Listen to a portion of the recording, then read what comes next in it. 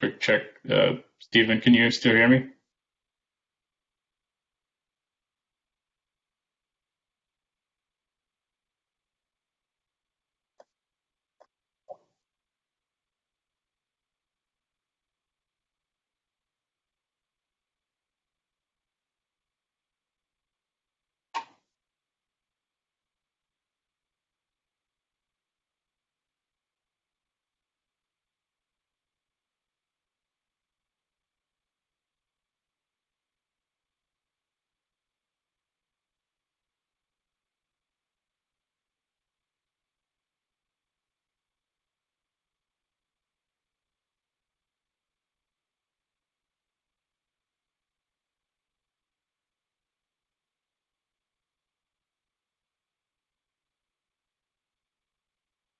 Another check. Stephen, can you hear me? Or Kevin, Abby? I can hear you, Jay. Okay. Yep. Yes. And you have the screen share? Yes. Okay.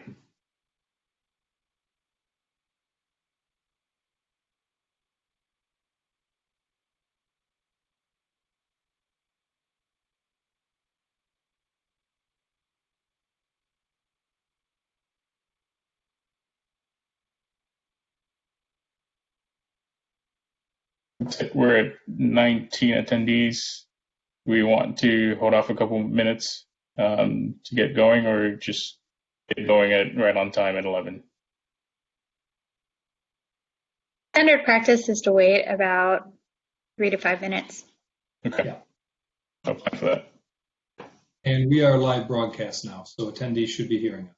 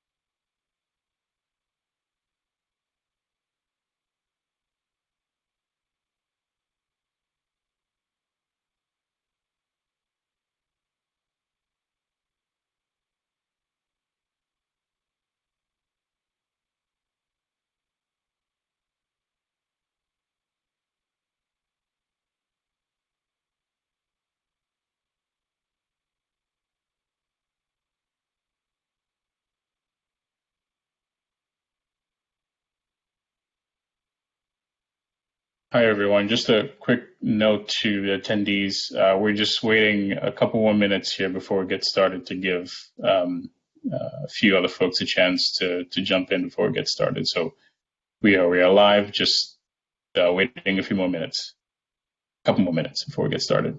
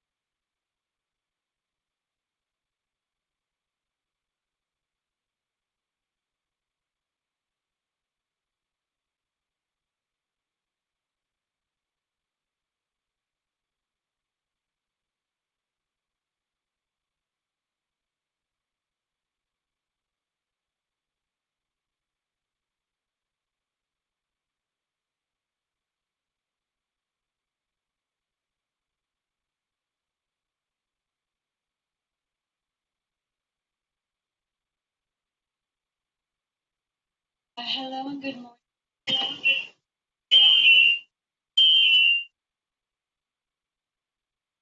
So,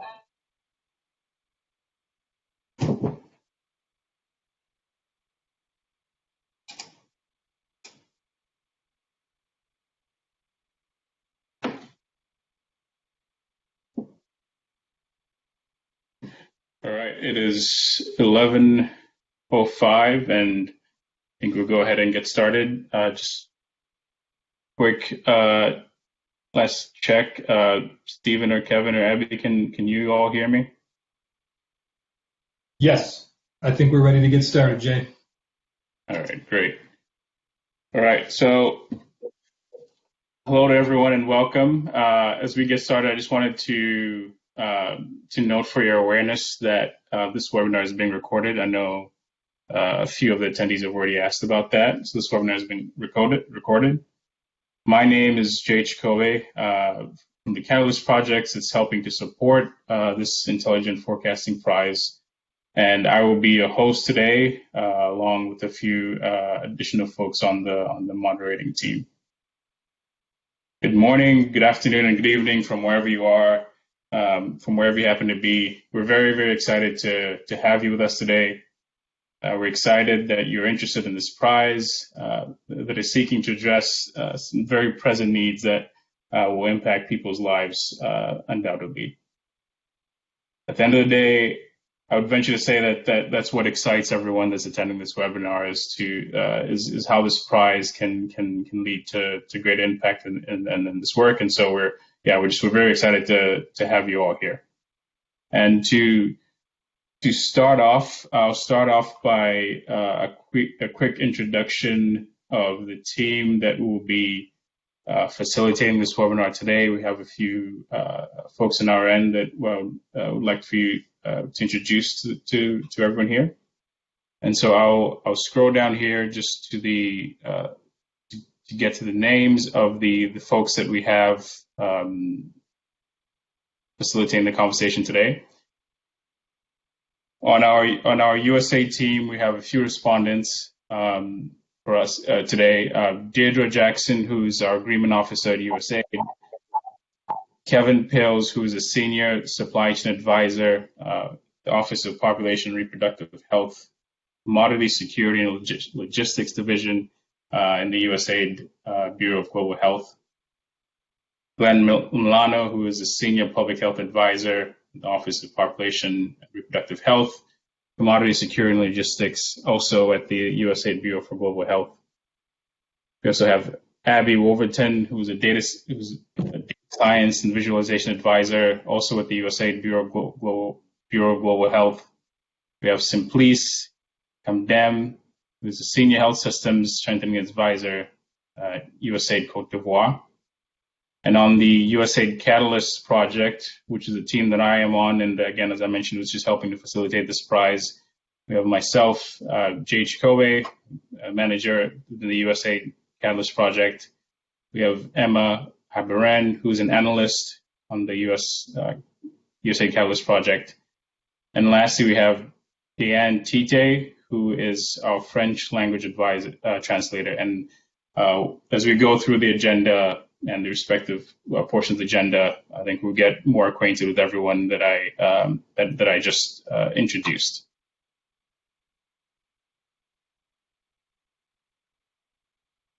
A quick note on the guidance on the structure of the webinar and the simultaneous translation that we'll be doing. Starting with the structure, as you have noticed in the reminder for the webinar, we are offering this webinar both in English and in French. This particular room that you're listening into is the English room. We also have a parallel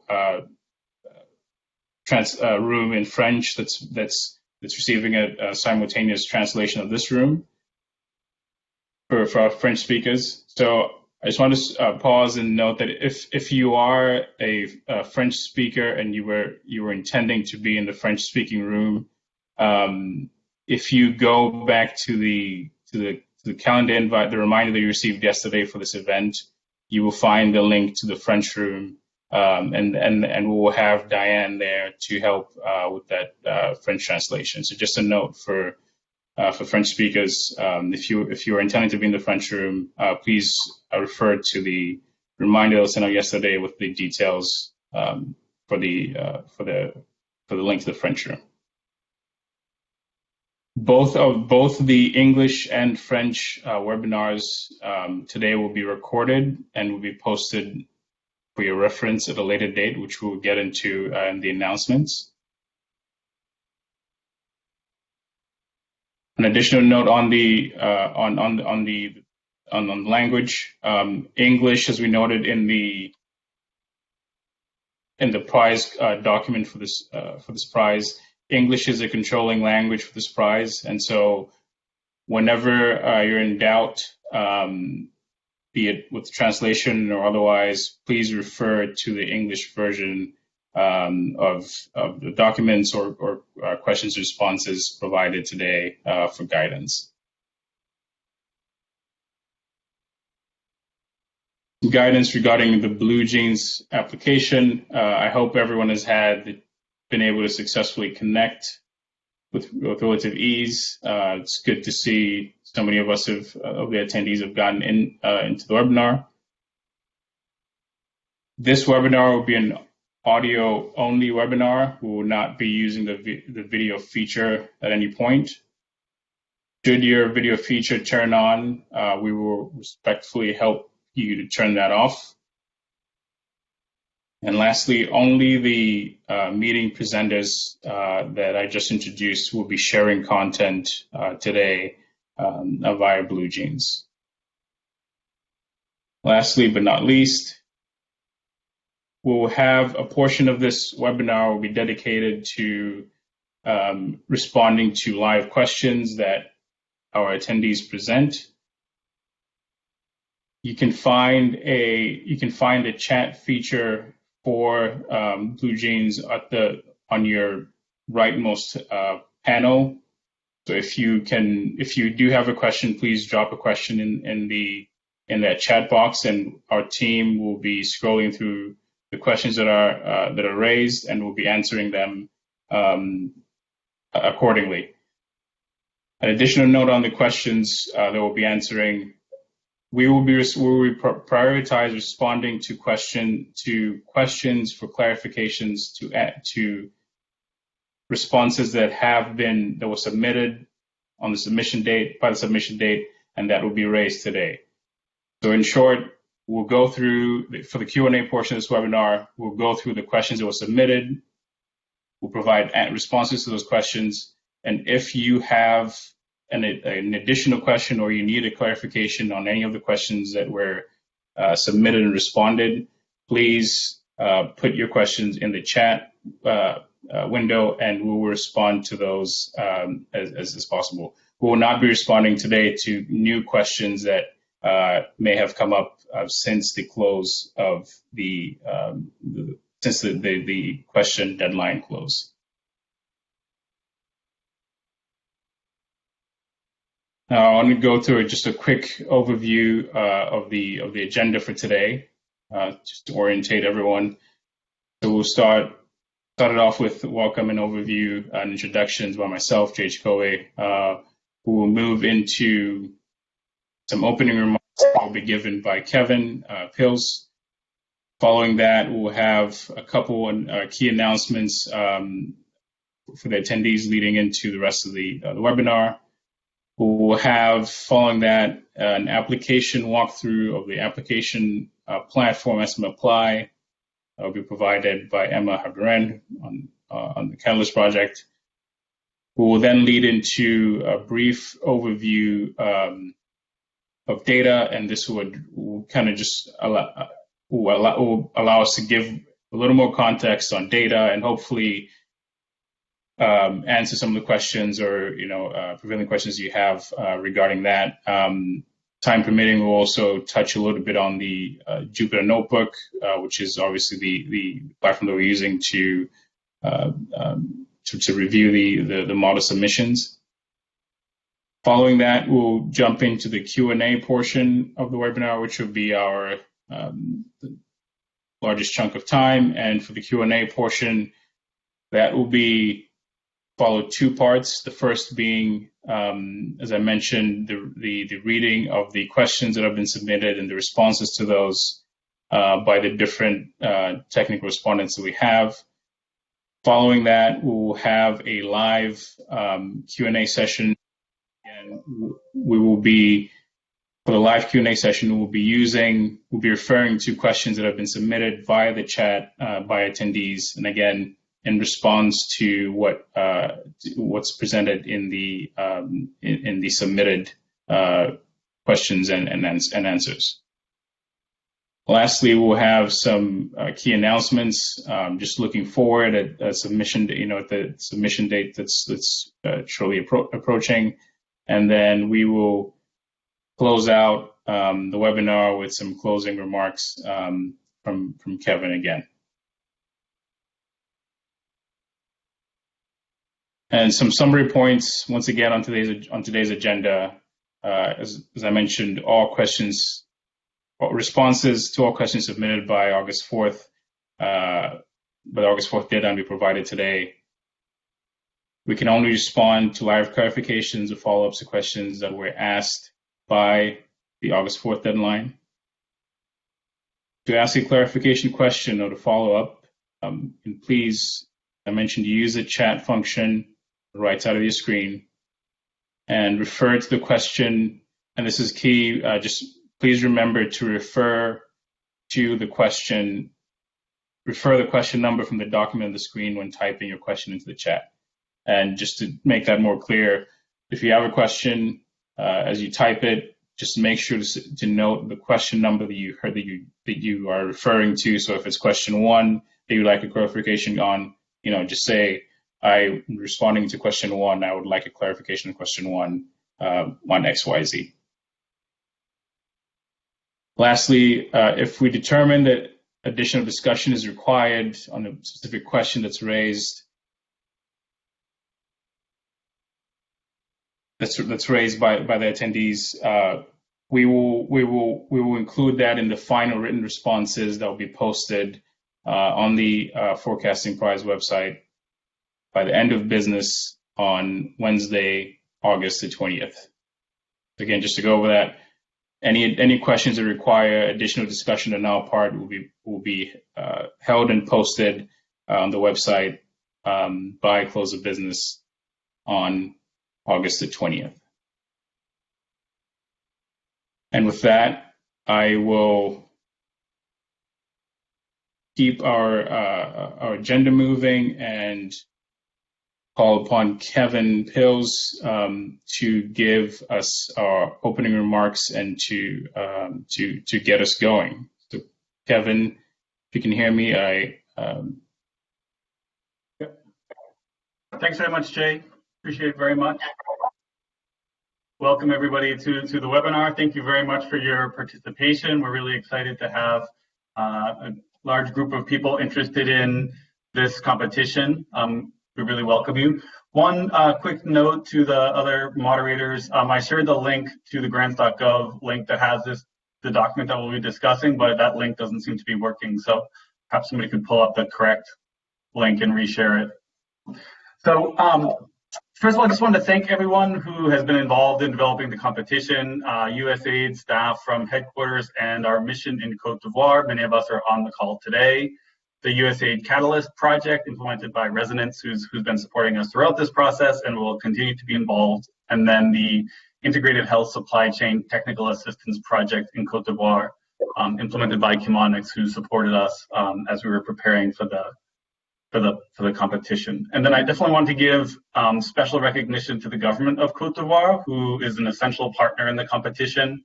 Data from the Cote d'Ivoire Public Health System is available, and it will be the focus of the forecasting prize competition. And then the winner of the field implementation grant will work with stakeholders from Cote d'Ivoire to contextualize, test, and improve the model in country. So without their partnership, this competition really would not have been possible. Just want to note that most of what I'll say in terms of opening remarks are information that's available through the call and the website. So definitely refer to those for more information as well. I'm getting a little bit of feedback, so if anybody has their microphone open, please just mute. So basically what I'll talk about will be the goals of the competition, talk a little bit about the awards that are available, and then talk through the different stages of the competition and try to highlight some of the really important pieces of that we just want to make sure are clear to everybody. So in terms of the goals, the overall goal of the competition is to help our partner countries, USAID's partner countries, meet the needs of their people for family planning by improving contraceptive availability, and specifically by using intelligent forecasting methods. We will test how intelligent forecasting methods can improve the accuracy of contraceptive consumption forecasts at the service delivery level, and then fund an organization to pilot those intelligent forecasting methods in the public health sector in Cote d'Ivoire. So specifically, what we're trying to achieve, first of all, understand the strengths and limitations of how intelligent forecasting methods can be used to predict contraceptive consumption, again, at the service delivery level. Determine whether those intelligent forecasting methods actually improve accuracy over the traditional methods that are used for placing orders for health clinics and other types of service sites, and determine how we can apply that in the service delivery level within public health systems. Third, to support the stakeholders in Cote d'Ivoire to pilot these methods and see how these methods are appropriate in their specific system. And then ultimately, if the methods are successful in terms of demonstrating that they can improve forecasting, they can be successfully implemented in the field, then to follow by building a body of evidence that will encourage the uptake of intelligent forecasting methods into supply chain decision support systems. So in terms of the awards that will be made, the competition has two components, probably familiar to all of you by now: the forecasting prize and the field implementation grant. All the competitors must submit models and must compete for the forecasting prize, which is basically a cash award for the top two submitted models. It's not required to compete for the field implementation grant, which is, as I said, to contextualize, test, and improve the model in country. So the forecasting prize will be two awards. The best performing model amongst all of the submissions will receive $20,000 US, and the second best performing model will receive $5,000 US. Those prize winners will also be showcased on our webpage, as well as other forums that we're working to identify now. For the field implementation grant, we'll just be making one award of approximately $100,000 to $200,000 US for the most compelling grant concept note, and we'll also support some travel expenses for people to negotiate the grant process or to kick off the grant. Those winners will, of course, also be highlighted on our webpage, as well as other So then now I'll talk about the different stages of the competition. So as you all know, the competition launched July 14th. Questions were submitted about the competition through August 4th, and those are the questions that we are addressing today. The actual entries for the forecasting prize and field implementation grant are due no later than 11 o'clock Eastern USA time on September 8th. And those, of course, need to be submitted through the application platform that we'll be discussing shortly. So from there, we enter into the judging phase. For the forecasting prize, we will be judging the submissions based on the submission format CSV file that you'll submit with your application. We'll use those files your predictions within those files to evaluate which models made the most accurate predictions using mean absolute scaled error. We'll talk more about that.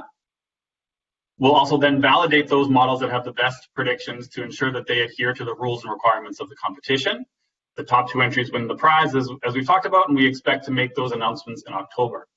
We recognize that the data sets, well, there were a lot of questions about data. We'll be talking a lot about challenges in the data set. We recognize those data sets are not perfect, but they reflect the reality of the health systems that we as USAID work in, and the reality of lower and middle income public health systems.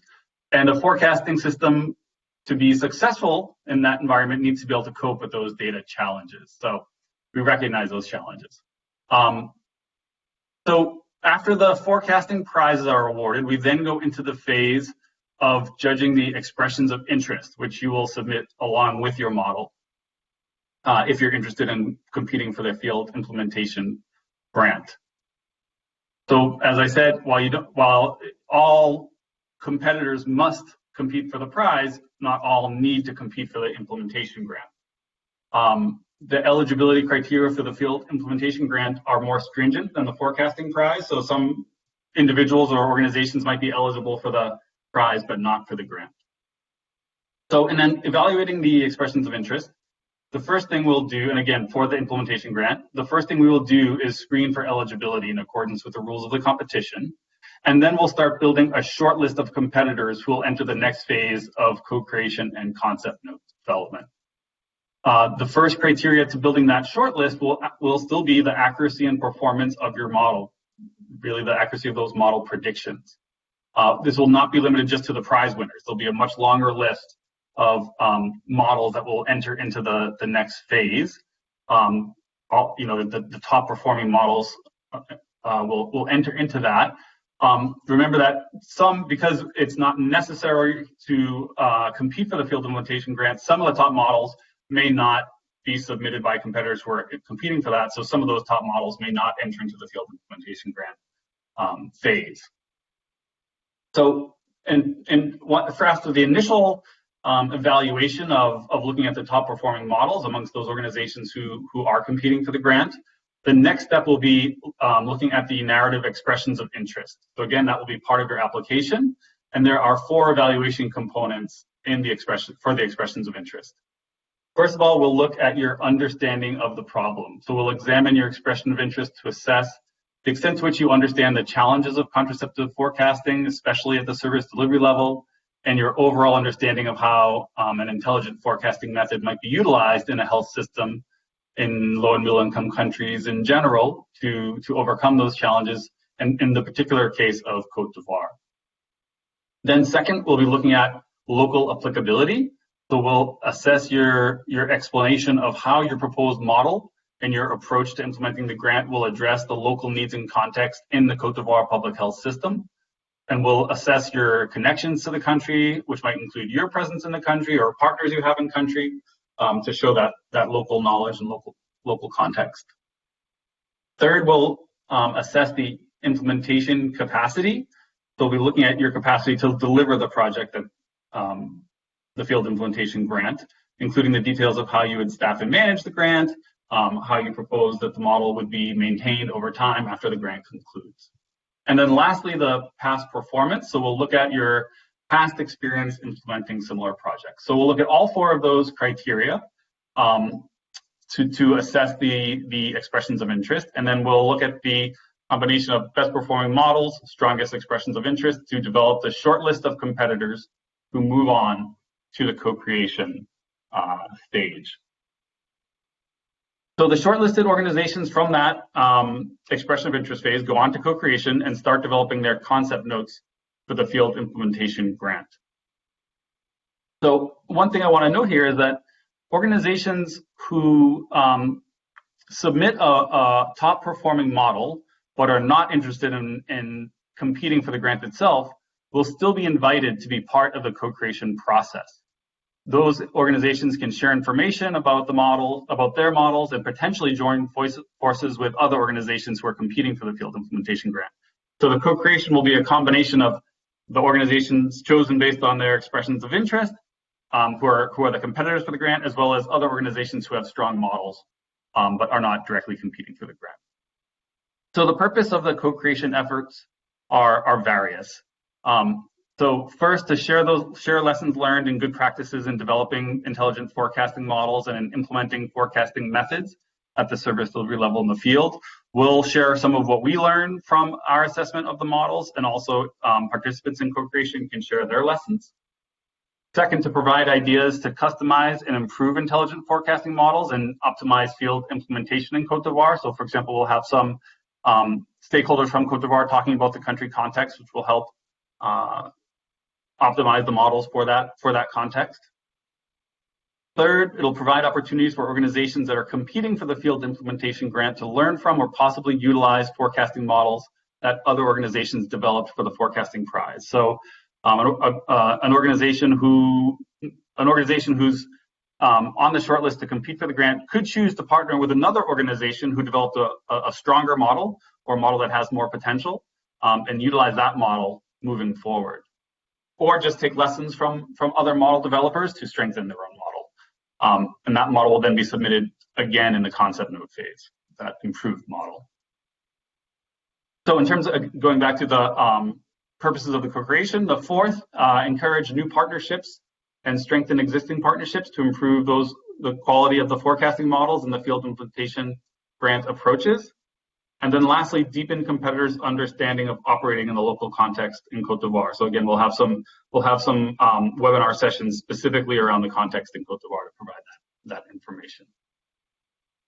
So the organizations that are on that short list for the field implementation grant develop their concept notes throughout that co-creation phase, and we expect that those will be due in December. We'll share the specific due date and the specific evaluation criteria later during the competition. And I won't go into detail on that phase of the competition, but briefly in terms of the evaluation of those concept notes, we'll have a panel of experts, including stakeholders from Cote d'Ivoire, who will evaluate the concept notes and who will interview the top competitors for choosing the eventual awardee. We expect that the grant winner would be announced in March of 2021. In terms of beginning that, of course, in the situation that we're in now with COVID-19, we need to be flexible, but we anticipate the grant would begin, if possible, in April 2021, but that can be adjusted based on what's prudent, safe, and feasible. So we hope this serves as a useful overview of the prize goals, the awards that are available, and the process. Once again, thanks everybody for your interest, and with that, I'll pass it back to Jay. Thank you. Thank you, Kevin. A few announcements before we move ahead. One, the field implementation evaluation criteria will be shared with the competitor organizations that are shortlisted when they are contacted and informed of being on the short list. That's just a clarification of something that was raised regarding when competitors will have the finalized evaluation criteria. Additionally, we would like to encourage participants to make an effort to collaborate and partner with teams and organizations in Cote d'Ivoire, both in the application phase and the co-creation phase that Kevin just talked about. And lastly, after the publication of final responses to these and all follow-up questions, the only questions that respondents can still The only questions USAID can respond to moving on from here out will be technical questions, technical support questions regarding accessing or troubleshooting the SM Apply application system. And just to further clarify, moving forward beyond this point, the only questions that we can respond to as USAID are questions related to accessing or troubleshooting the application, the SM Apply application system. Now I will call on Emma to run us through the SM Apply system, and Emma will use screenshots as well as narration of essentially what you as a competitor will experience in your journey through the application form. She'll provide guidance there. So Emma, you can I think you can lead us into that, and there will be a short pause as Emma shares her screen. So please give us momentarily to make that transition. Hi, everyone. Can you hear me? Yes. Great. Okay.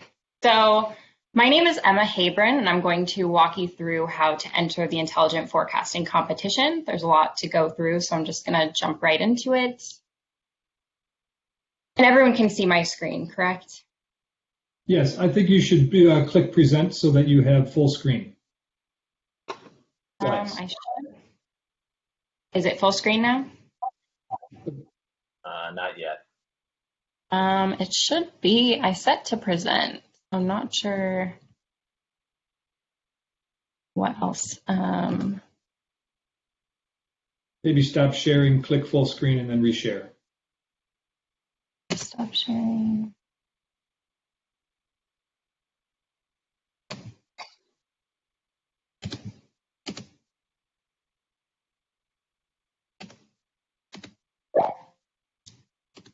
Okay, is that better?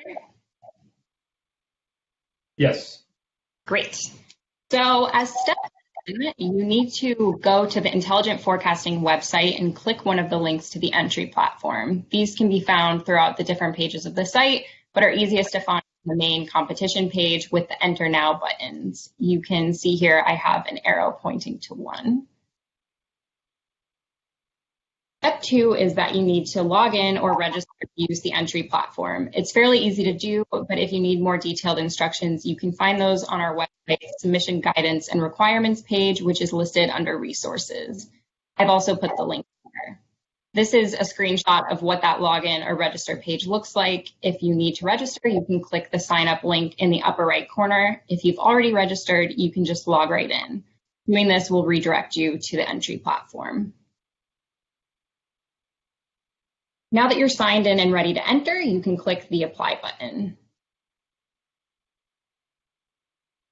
This will take you to an applications page. If you've already created or started an entry for the competition already, you will find it here and you can click back into it to finish filling it out.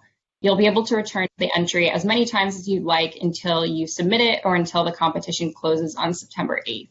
You can see here, this is an entry that has already been started. If you haven't started an entry for the competition yet, you can click View Programs, which is that green button there. And then you will find the Intelligent Forecasting competition on our list of open competitions, which you can see in this screenshot in the upper left corner here, and click into it. You can then click Apply again to begin filling out your entry form.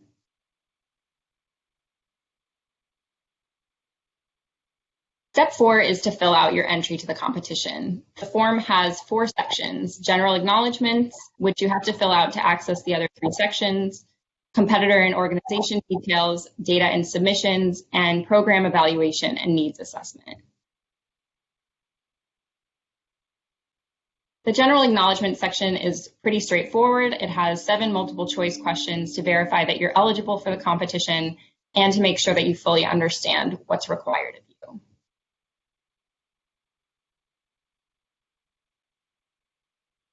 Once you've marked the general acknowledgement section as complete, you will be able to see the other 3 sections of your entry form. Next up is competitor and organization details. This is where you'll be able to enter all of your personal information and information about your organization.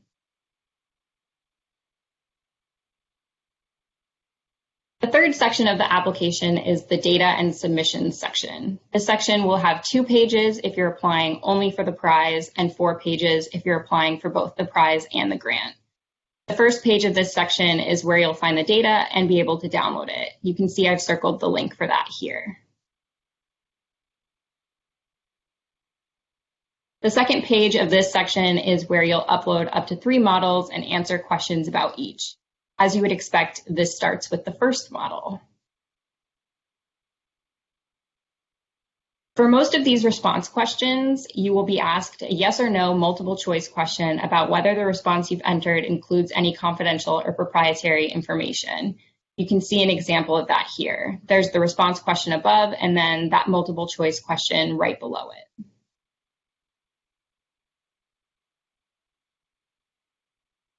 If you say yes to that multiple choice question, the form will ask you the same response question again, and you will be able to provide an answer that excludes that confidential or proprietary information. You can see here that once you've selected the yes choice, it shows you the response question a second time and specifies that you need to exclude the information you don't want shared.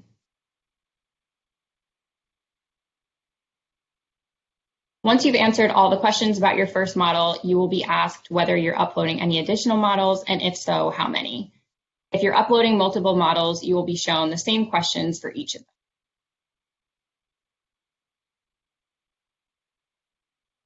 Here you can see where you'll specify if you're uploading additional models, and if so, how many. Your answers here will affect whether you're shown questions for a second and or third model.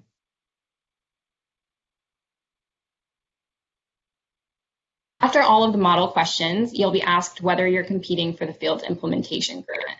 If you are, you'll be able to move on to the next 2 pages of this section. If you aren't, you will answer just 1 more question, and then this section of the application is complete. If you are competing for the field implementation grant, you will be taken to a 3rd page of this section. This eligibility screening page will ask you questions to ensure that you're eligible to compete for the grant.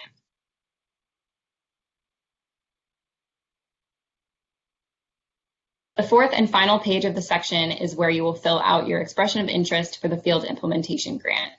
Once you've completed this page, the 3rd section of your entry is complete.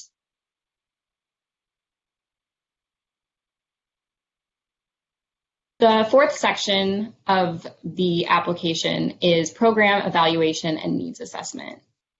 Your answers in this section will not factor into our evaluation of your entry and are just for USAID's internal purposes.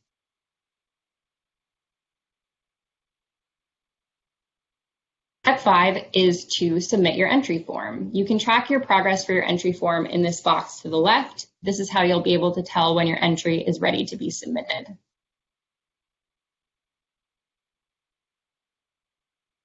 When you've completed each section, the circle next to it will be green and have a check mark through it. When all 4 sections are completed, your entry is ready to be submitted. You can click the gray review button to go back and edit your entry form, or if you feel that your entry is complete, you can click the green submit button to submit it.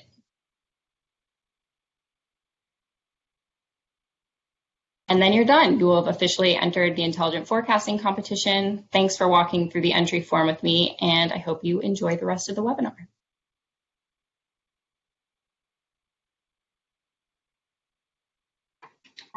Thank you, Emma. And we'll now, sorry, I think I heard someone. I wasn't sure if you were going to jump in or not. Oh, yeah, Glenn, I was just quickly going to introduce you, but yeah, for the data overview, Glenn will lead us through that.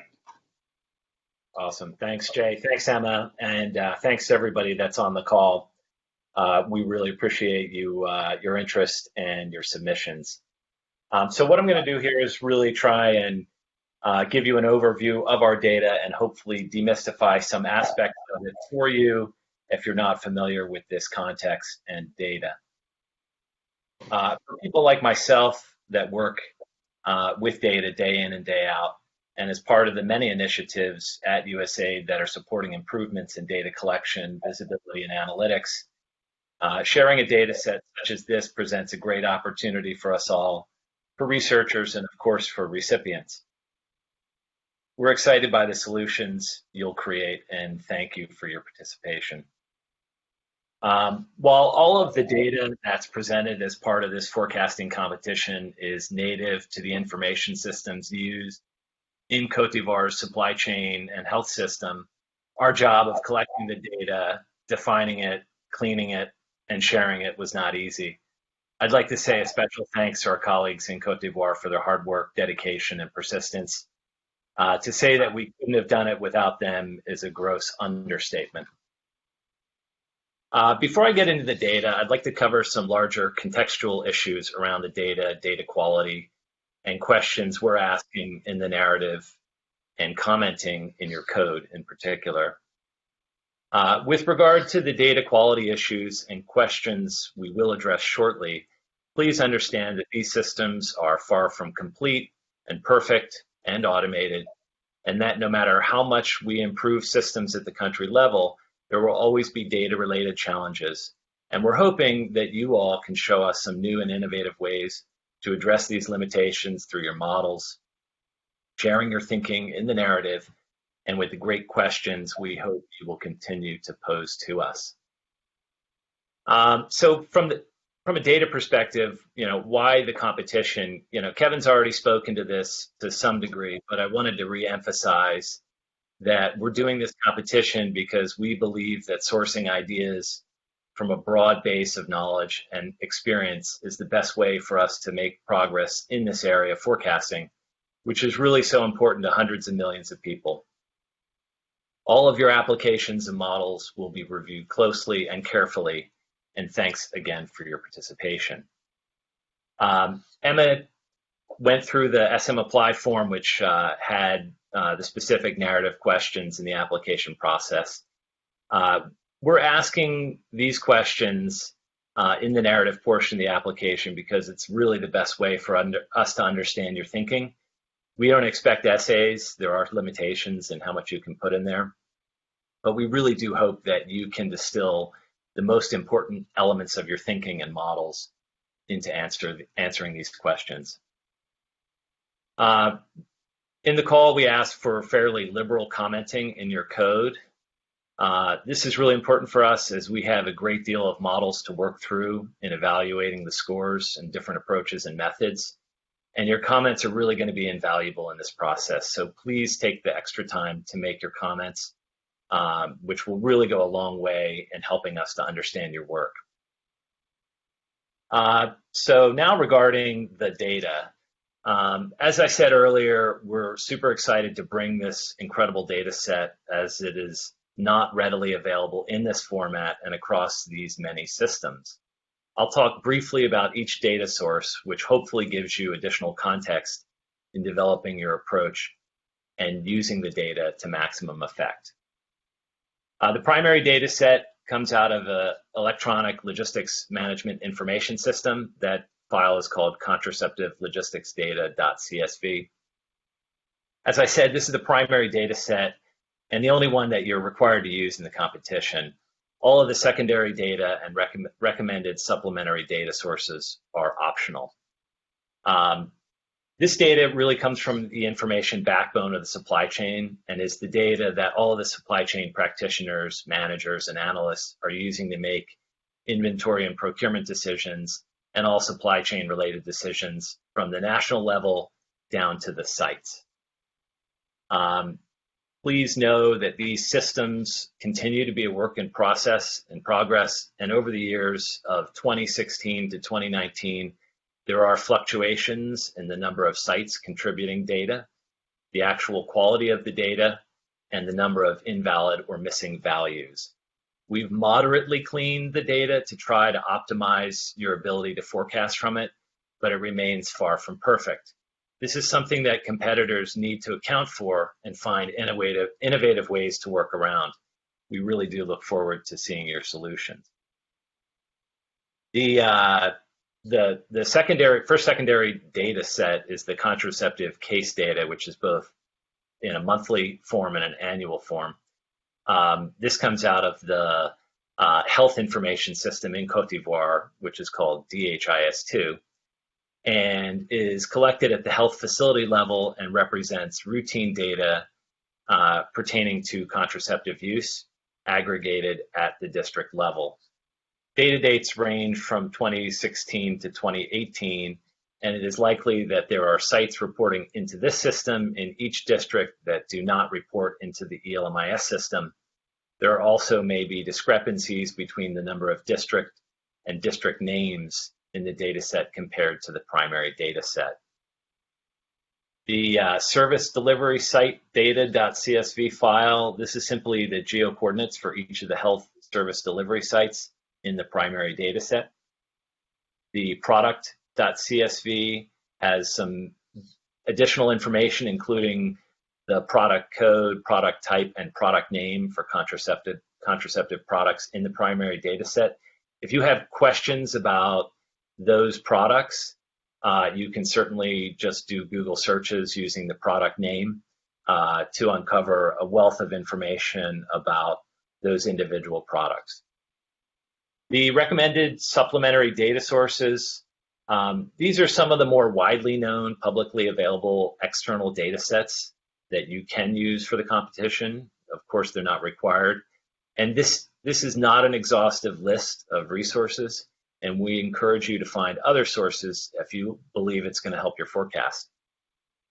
If you use these or any other sources, please cite those sources and follow any restrictions and guidelines asked by whomever owns that data. The submission format.csv, this is the final data file that you must submit as part of your applications.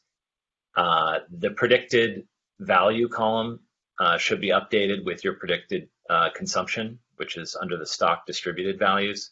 All other columns in this file must not be changed.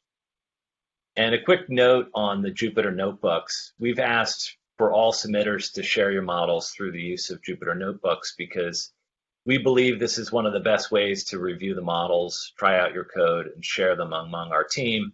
And most importantly, we wanted to allow for a broad range of programming languages and approaches to forecasting, but in a standardized way. That's the end of the data overview. And thanks again to all of you for your participation, and best of luck.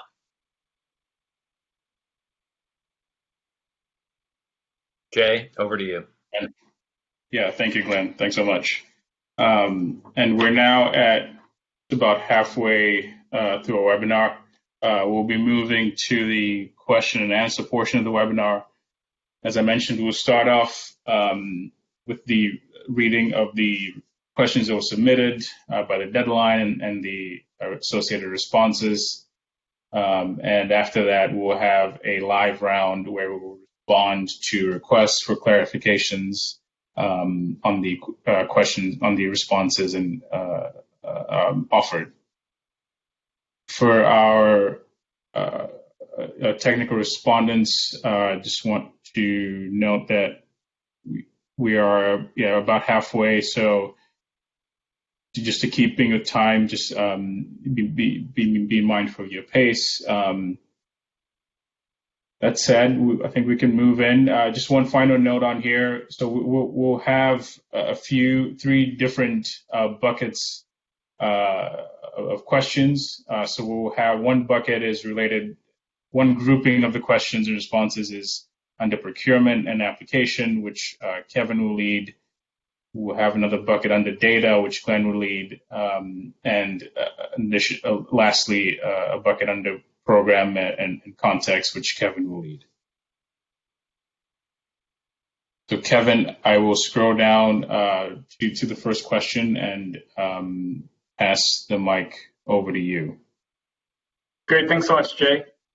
Yeah, and as mentioned in the chat, you can access this document through the grants.gov site. So in the chat, there's instructions on how to do that. So you could actually read through this yourself, click the links, etc.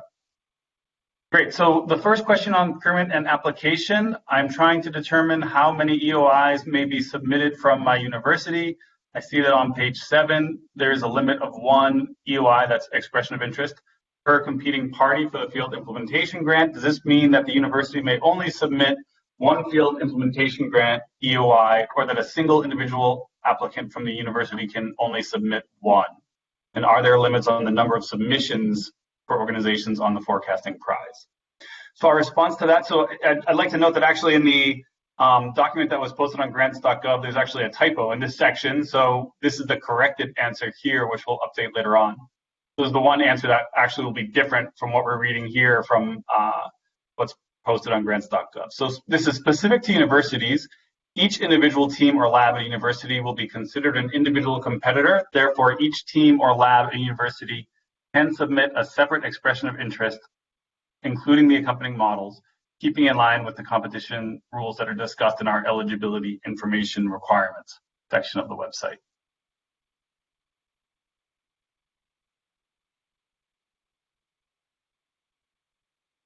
Go ahead, number 2, Jay. Great, thanks. So the second question was a request, ask you to please give us an update on this competition. So just basic information here. The competition launched on July 14th. It's available. We provide the link to the competition and to reach the application. There's also the question was submitted in French, so we want to note that there is a French version of the competition call that's also available via the website, and we provide the link to that. Okay, on to number 3, Jay. For the field implementation grant competition, can an implementer propose a forecasting approach that uses multiple model components rather than just one to forecast contraceptive consumption? Our response to that, yes. Use of ensemble methods that incorporate multiple models to obtain better forecast performance are permitted for both the forecasting prize submission and for the field implementation grant. For the prize, up to 3 ensemble models could be submitted. However, each forecasting prize competitor should submit a single Jupyter notebook for each ensemble model, which describes the different models leveraged in that ensemble model. On to number 4. The competition call says the detailed concept note evaluation criteria will be provided at the beginning of the co-creation effort. Can you provide more information about when these evaluation criteria will be provided? The criteria for the full concept note will be made available to shortlisted competitors prior to the co-creation workshops.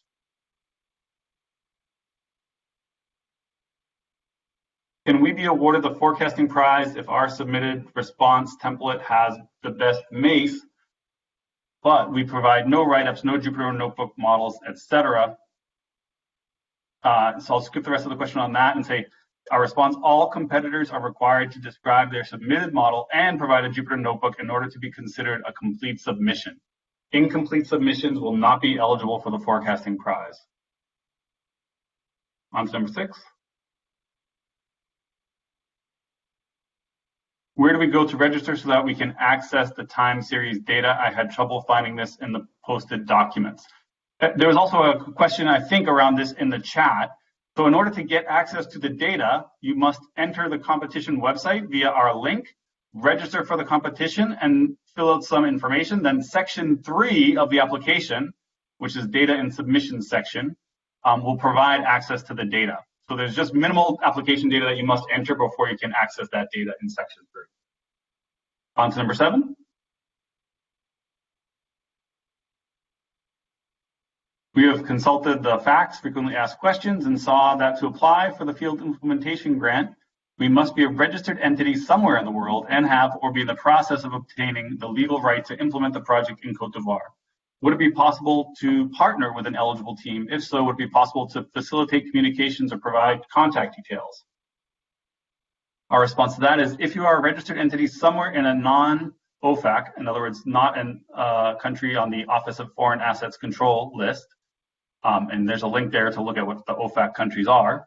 If you're from a non-OFAC country, you are eligible to compete for the field implementation grant. If you are selected as a shortlisted competitor, you can explore partnership opportunities during the co-creation process. For example, a partner who is locally registered. The co-creation process will support establishing such partnerships. Should you learn that you are an apparent awardee, you must complete the process of obtaining a legal right to operate in Côte d'Ivoire prior to receiving the award, or depend on a partner to have that legal right to operate in country. On to number 8. How should the model be delivered? Pickled or in a notebook that will be rerun by the judging panel? The response is the model should be delivered per the instructions in the competition, i.e. in our website in the competition call, which includes uploading the submission format.csv file, the Jupyter notebook, and the associated files. If we have questions, we'll contact you directly. See application form section 3, data and submission for more details. On to number 9. What sort of details should be provided in the high-level summary? Is there a specific word limit? Is there a specific structure that the answer should follow? For example, model, type, features, data imputed, new data, etc. Our response: for information on what should be included in the high-level summary, see application form section 3, data and submission for more details. Each section of the application form has word limits. Those are indicated when a user clicks into the box to begin entering content. On to number 10. In terms of the 3 most important blocks of code, are there any specifics that you want us to focus on, like imputers, visualization scripts, data transformation, or the model training code itself, or is it more discretionary? Our response: this is at each competitor's discretion. Whatever competitors feel are the most important elements is what we would like to hear. Number 11. Is the forecasting model requested a computer-based tool such as a software? Our response: we didn't fully understand this question, and so we don't propose an answer here, but if the organization asking this question would like to restate it, then we can attempt to answer that question. On to number 12. Is the model requested for the country's annual contraceptive forecast or for the site needs? Our response: for the forecasting prize, the model should predict consumption, stock distributed, it's a stock distributed field in the primary data dictionary, for 11 contraceptives across 156 health service delivery sites in the public sector health system in Côte d'Ivoire for 3 months, October 2019, November 2019, and December 2019. See the competition call section on dataset features and submission guidance and requirements for the forecasting prize. Number 13, at the country level, there is already an ELMIS, which with Electronic Logistics Management Information System, which allows the site to calculate and submit its monthly requirement to the central medical store. Wouldn't it be a duplicate of the existing one? Response: the ELMIS in-country does provide automated calculation of suggested order quantities based on historical consumption and stockouts. The forecasting prize competition will help USAID and Côte d'Ivoire to understand the strengths and limitations of intelligent forecasting methods to predict contraceptive consumption at the service delivery level, and whether intelligent forecasting methods improve accuracy when compared to traditional order calculations. The field implementation prize will work with the stakeholders in country to determine if the chosen intelligent forecasting method can be successfully implemented in the field and improve upon existing systems. On to number 14. Can a USAID-funded project compete on the forecasting prize? See the competition's terms and conditions and the eligibility information and requirements. The staff of a USAID-funded implementing partner may compete on behalf of any organization that is not limited from the competition as described in the terms and conditions and eligibility criteria. So as you see below that, there is a list of the organizations which are ineligible competitors. So that includes public sector entities, government entities, political parties, groupings or institutions, or their subsidiaries or affiliates, USAID employees, USAID personal service contractors, staff of the USAID Catalyst Project and its consortium members, employees, and their family members. So the next one, entities or organizations that participate in the development of the BAA addendum, in other words, this competition, the Intelligent Forecasting Competition, including supplying information, data, or expert review. So on the competition call and website, it refers to entity and organizations. We want to clarify that this also includes individuals. So individuals who help provide information, data, expert review are also excluded from the competition. And then the next one, D, was the language on the competition website says entities or organizations that have had access to the Cote d'Ivoire country logistics data via the Cote d'Ivoire ELMIS system or any other system are excluded. And here also individuals who have access to that data are also excluded from the competition and cannot participate as an individual or as part of any organization. So we'll correct those in the upcoming amendments that are posted on grants.gov. Then lastly, individuals are not eligible for the field implementation grant, but can compete for the forecasting prize. Okay, on to number 15. Is an employee of a USAID-funded organization authorized to compete on behalf of another organization? So we just discussed that in the previous question. Go on to number 16. That is the data question. Okay, back to you, Jay. Yeah, thanks, Kevin. Yeah, and that's the end of our, we're moving on to our data questions now. Glenn, I'll start right here and just let me know as you are ready to scroll down. All right, thanks, Jay. Question number 16, regarding the contraceptive logistics data set, is there a reason that Abidjan is split into two regions, namely Abidjan 1 grants points and Abidjan 2? Is it due to two different supplier routes? The response is that the division of Abidjan into two health regions is due to the size of Abidjan and not due to two different supplier routes. Next question, Jay. Number 17, the following districts are present in contraceptive case data, which is annual and monthly, but are not present in contraceptive logistics data. And then you see the list there. Would it be possible to obtain the region that they fall in, or what service delivery sites they take their statistics from, or should they be ignored? The response is please refer to the table of contents Excel file, data file. This data comes from a different system, which is called DHIS2, than the logistics data system, and I mentioned this in my remarks earlier. And the two systems do not align perfectly. It's likely that there are sites reporting to DHIS2 in each district that do not report into the ELMIS system, which is the primary data source. There may also be discrepancies between the number of districts and district names in the data set compared to the primary data set. This information is not necessary for making predictions. Number 18. In regard to the contraceptive case data, annual and monthly data sets, how were the data set constructed?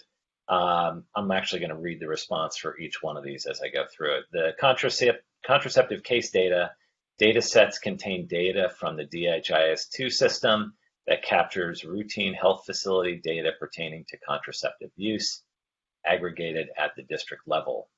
18B, why is there only a single year where the monthly usage is provided? Monthly data collection began in 2019 and is unfortunately not available for previous years. Question C, does a blank indicate a lack of data or not issued, or both? Blanks likely indicate a lack of data and not a genuine zero. There are many challenges to working with this kind of data, and we would like to see modelers apply innovative methods and solutions to forecast intermittent demand given these challenges. Question 19.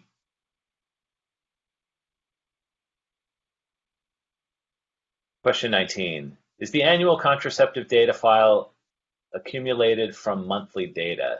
If so, is it possible to get access to the monthly data? The response is that monthly data collection began in 2019 and is unfortunately not available previous years. Question 20. Actually, can you scroll down just a little bit there? Thanks. Regarding the file's contraceptive case data, annual and monthly, is the data provided at the product type level? If not, at what level of aggregation are the details provided? For example, under the product type injectable contraceptive, there are 3 products, but the details provided at the monthly and annual data are for 2 different types, injection 2 women and injection 3 women. The response is that while the data in the primary data set and the contraceptive case data sets come from different systems and don't align perfectly, we did create the key below to help clarify precisely which products in the product CSV file link to the products identified in the contraceptive case data. So on the left, we have what you'll find in the contraceptive case data, both in the annual and monthly, what those are being called, and then the translation to which products are actually within that that product type.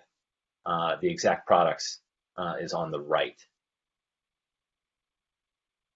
I don't know if you can scroll down a little bit, Jay. Okay.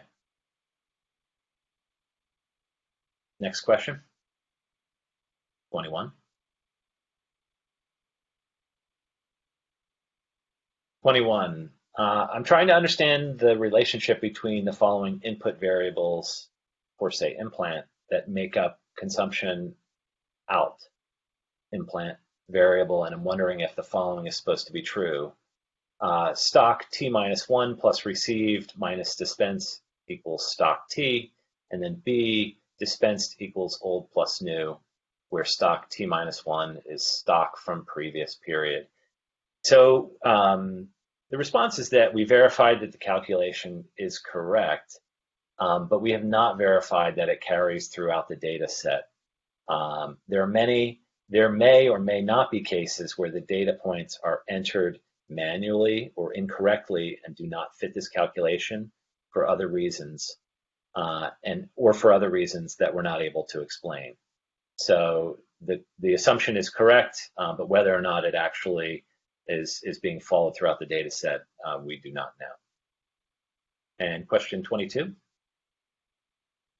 The years 2016 to 2018 have no stock out days in the data. This may be that stock out quantities are adjusted in stock adjustments. Can we assume as such? The response is that we believe that this data point was not being collected during 2016 to 2018. And for the remaining data questions, I'm going to hand it off to Abby. Thanks so much, Glenn. So moving on to question 23. In the monthly data, the implant women new at times is greater than implant number dispersed. If the latter is total number dispersed, what explains this difference? Is this a data issue? And our response is this could be an artifact of the data collection system. We encourage forecasting prize competitors to share any questions or concerns about the data provided for this competition in the narrative section of their submissions. The winner of the field implementation grant will have the opportunity to work with national stakeholders to customize their model to the specific country context and systems. Next question. Question 24. The data seems to show a drop in contraceptives administered to patients from 2017 to 2019, but the competition call seems to suggest otherwise. Is this a data issue? This is not an issue with the data. The trends may belie shifts in method use and overall changes in the products used by women. Each product has a value called couple years of protection, or CYP, which will impact overall volumes of products. The definition of CYP is the estimated protection provided by family planning services during a one-year period based upon the volume of all contraceptives sold or distributed free of charge to clients during that period. You can read more about CYP at the link provided. Question 25. Some contraceptives are filled at a higher percentage than others. Why would this occur? Does this signal mismatch between supply and demand? For example, emergency contraceptives are only fulfilled at 2%, while oral contraceptive or male condom are fulfilled at above 70% on average. Our response: more popular and widely used products may be more likely to be kept in stock at the central level, so are more likely to see higher fill rates. Fill rates can be highly irregular across product groups and regions and add to the challenge of estimating how much of each product should be procured and accounted for in safety stock calculations. Question 26.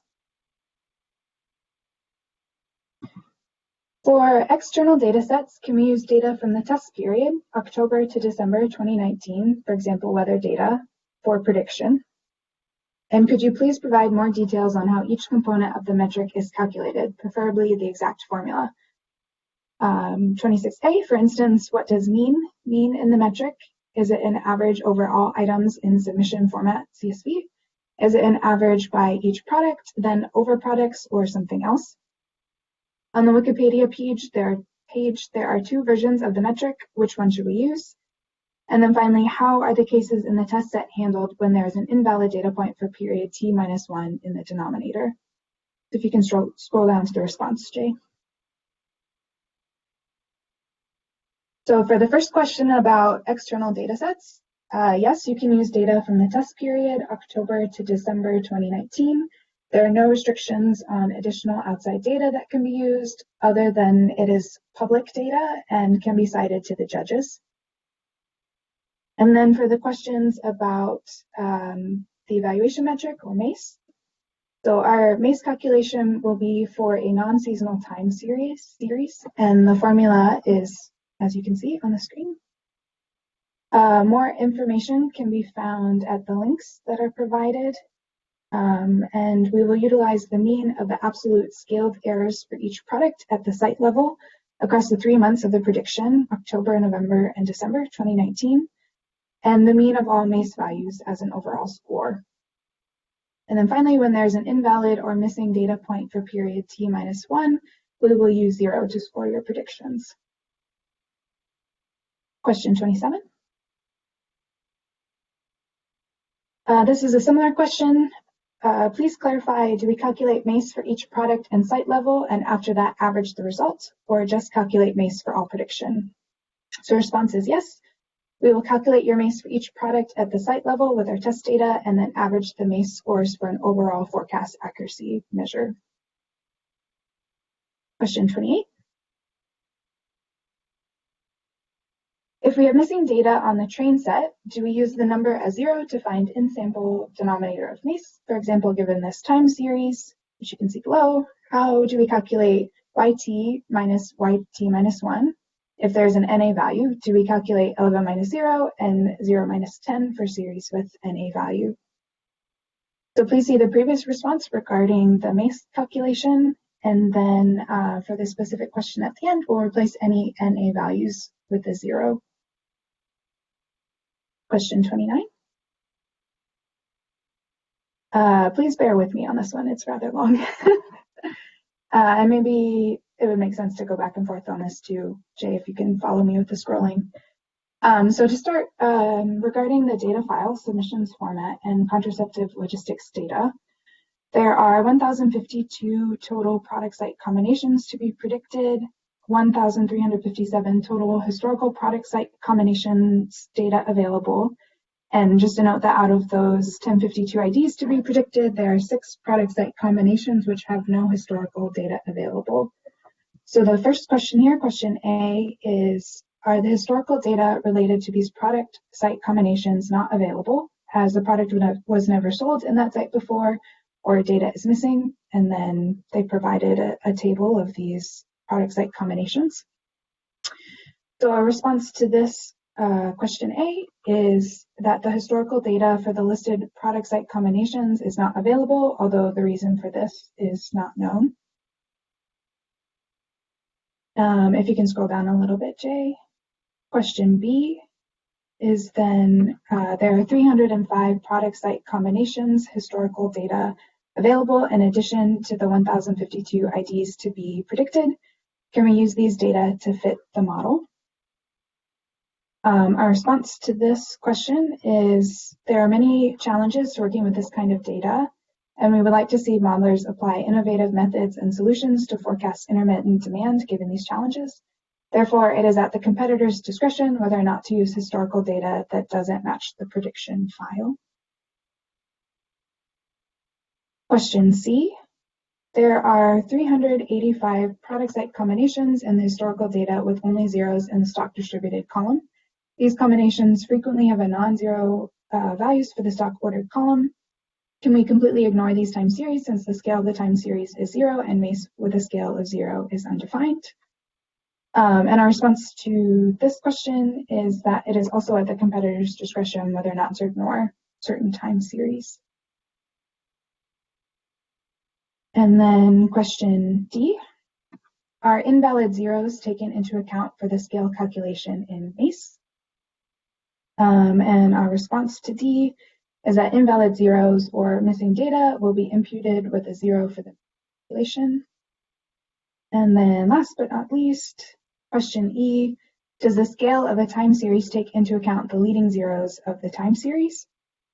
And our response to this is that September data rather than leading zeros will be used for the scale calculation in MACE. That was a long one. And then our last question for the data section is question 30. Should we only predict values for the site product combination listed in submission format CSV, which contains 3,115 items? And our response is yes, that is correct. So passing over to Kevin, I believe, who will pick up question 31. Yeah. Thank you, Abby. Yeah, we're moving to the program questions. Kevin. Thanks, Jay. Thanks, Abby. So we're almost to the end here. So question 31, what does a 2-month and 3-month injection mean precisely? That's information you'll see in the data set. If it means, I won't read the rest because it's not so relevant. So the response, a 2-month injectable is an injectable contraceptive that is effective for 2 months. That is, provides contraceptive protection for 2 months, at which time another contraceptive injection would be needed. A 3-month injectable is an injectable contraceptive that is effective for 3 months. And then there's a reference there to a guidebook that would provide more information. On to number 32. The 25% increase in purchasing of contraceptives by the national government, that's something that's written up in the competition call. Was this an increase in money spent or contraceptives purchased? There is often a discrepancy between quantity ordered and quantity received. Why would such a discrepancy occur? So we provide the reference that information comes from for competitors to review and come to their own conclusions. So then, Jay, I think we can go on to the annex. So there are a series of questions that were submitted that ask about the health system in Côte d'Ivoire and the family planning program and related supply chain. We're not able to answer those and provide detailed information on the family planning program and public health supply chain in Côte d'Ivoire. We encourage the forecasting prize competitors to find and use contextual information from available sources in developing their models. The winner of the field implementation grant will have the opportunity to actually work with national stakeholders in country to customize their model to the specific country context and systems. But what we do, and if you can just scroll a tiny bit more down, Jay, is provide some links to additional resources that can be useful in this regard. So here are 5 resources that would be helpful in terms of the family planning program. The first one is the WHO contraceptive guidelines and tools webpage. The second is the demographic and health survey program, which has information about Côte d'Ivoire statistics. The third is the Côte d'Ivoire Family Planning 2020 webpage. The fourth is the National Policy on Reproductive Health from Côte d'Ivoire, which is from 2008, the latest policy available. Note that that's a document in French only.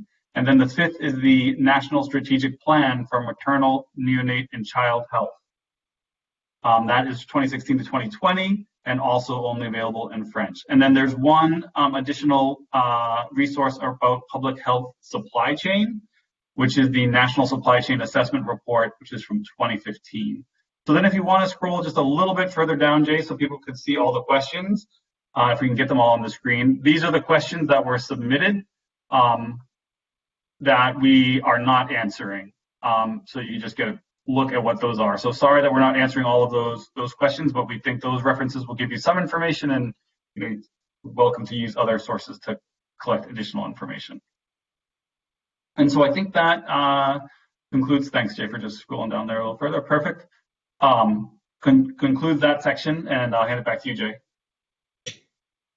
Thank you, Kevin. Great. And now we'll move to the live question response portion of the webinar. I think Kevin and Glenn, we can go in the same order that we've gone with the drafted questions, and I'll let you all decide on how many questions we choose to respond to for each of the sections. We're just looking at the time. Great. So I can go first, Jay, and respond to just there was maybe just one or two questions referring to, I think, the opening comments in the initial procurement section. One question was, is RMSE the only criteria for the selection of winning models, or are there any other hidden factors USAID will consider? So first of all, to clarify, it's MACE is the error metric that we're going to use, as Glenn and Abby described. And for the forecasting prize, that is the only criteria that will be utilized, as long as the model submitted adheres to the rules and regulations. And so, for example, one of those, I mean, those are all listed in the competition call, so I won't go into detail, but there's a list of what the rules and regulations are, about what the models can do and can't do. So read more about that, but yes, as long as you're following those rules and regulations, MACE is the only criteria for winning the prize. There was a question about when entries are due. We answered that in the chat. And I think that is it for me on the procurement side. There was one question around the Jupyter Notebook, asking some specific details around the Jupyter Notebook. We will assess that question offline and then provide an answer in the written document. So I think, Glenn, to you for the data questions. Thanks, Kevin. Let's see. The first one was regarding MACE metric and computing the in-sample naive absolute errors. I think we answered that in the Q&A. There was a question on the baseline score that we need to improve upon. This was not asked in the first round of questions, so we can't respond to that.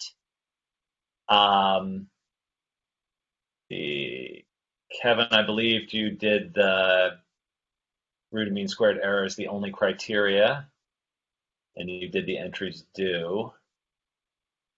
There is, and you mentioned the Jupyter Notebook question that we want to spend a little time preparing an answer for. So that look for that answer when we, I can't remember the exact date, but we will certainly answer that. There's a question on whether this can be done with different programming languages such as R, and the answer is absolutely yes. There is a question, clarification on question 29D, when identifying the invalid zero labels, what threshold is used in the test set to determine whether a time series is historically well above zero. We will get back to you with an answer on that. Let's see, Abby, do you want to take this one? We understand that the primary data and the case data come from different sources, but it seems that the number of products dispensed are much higher in the case data as opposed to the primary data. We are trying to understand what is the relationship between the two sources. The answer is that we think that this is because there are so many more facilities reporting into DHIS2, but we're not sure. Now remember, the DHIS2 system is the general health information system, which is separate, of course, from the ELMIS system. And these systems were implemented at different times and have different coverage rates across the country. Abby, I don't know if you have anything else to add to that. No, I think that was great, Glenn. And I think too, here there's a distinction between the phase one, the the prize competition and phase 2 with the grant.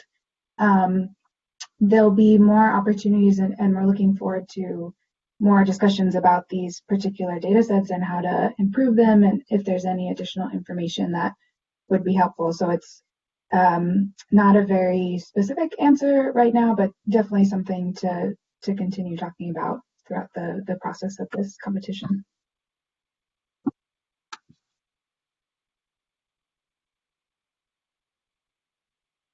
All right. Just to confirm, Kevin, no responses from you? Yeah, no other responses from me. There's one final chat question which came in, which is how can we tell how we are performing compared to other competitors? Glenn or Abby, do you want to respond to that real quick, and then we'll go to closing comments? Sure. So we obviously are not using a live platform that enables you to submit your predictions and then have a leaderboard. We did that for a couple of reasons. So we see, obviously, that's a drawback for some of the competitors, not to have a live ranking, but that's a limitation that we simply had to impose on this particular competition. So the answer is that you won't be able to tell how you're performing compared to other competitors during this process. Great. Thank you, Glenn. Yep. Yeah, thank you, Glenn. Thanks, Kevin and Abby as well. To our attendees, certainly hope that this Q&A portion was helpful and valuable and kind of provided information that you can use as you move on to finalize your models. We just have a few quick announcements from our end, and then we'll have some closing remarks from Kevin. For announcements, just a reminder that the application submission deadline is coming up here in a few weeks on Tuesday, September 8th at 11 a.m. Eastern Time. Please also remember that we will be posting all the content that has been delivered here today on the website by close of business August 20th. And lastly, as we mentioned earlier, at this point, we still are able to respond to any troubleshooting questions related to the SM Apply application platform. So if you have any questions there, please feel free to reach out. And yeah, lastly, Kevin, I'll turn it over to you for our closing remarks. Great. Also, just wanted to really thank everybody for your interest in the competition and for participating in this Q&A session. We hope that it was helpful to you, that you have a better understanding of the competition and better understand, the details in terms of especially the data and the procurement aspects of the competition. Also, definitely want to thank all of the partners who are involved, and especially again the government of Cote d'Ivoire for partnering with us on this. And we look forward to seeing your submissions on September 8th. So thank you very much, everybody.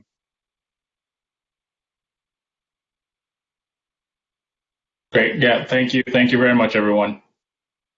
We'll be closing the broadcast here in a couple of minutes, but yeah, just thank you all for attending.